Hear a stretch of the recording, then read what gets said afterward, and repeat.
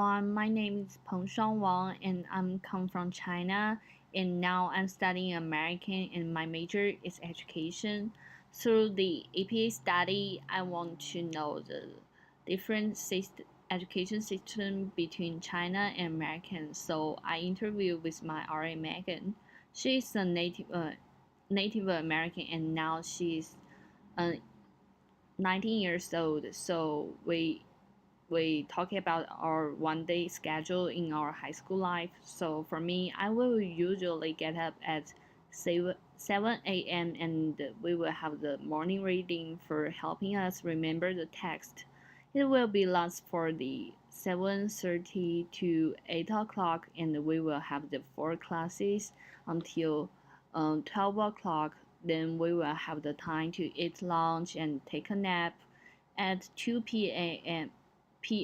we will also have the four classes. Until 5 p.m. we will have 2 hours break. At 7 p.m. we will have the self-study at night until 10:50 p.m.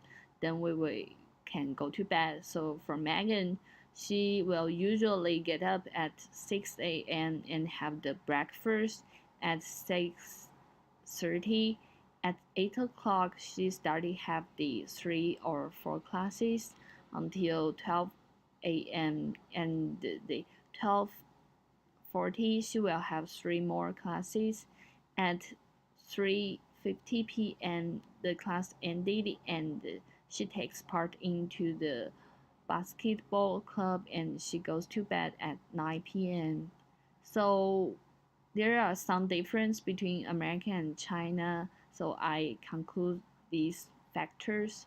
So for the first one, the American school normally have the 8-hour school, and normally the students should have some experience for the extracurricular activities, whereas in China they have 10 hours school or 12 hours.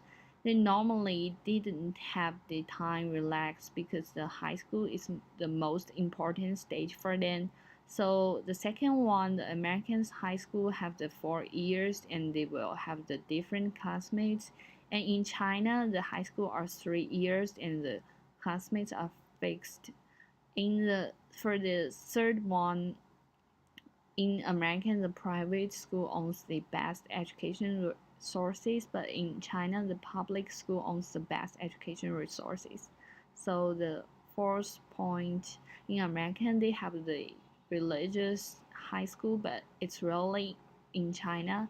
So the fifth, fifth one, in America, they have the test for applying the college called ACT or ACT. They normally have the reading writing part. However, in China, they call the test Gaokao. They will take the Chinese, math, English as a main subject, and they will choose the liberal arts, which include the geography, history, and the politics, or the science, which includes the biology, physics, and the chemistry. So for me, I think the China's education system is highly competitive and it's hard time for students because China owns such a huge population. They must work so hard to get in their dream school.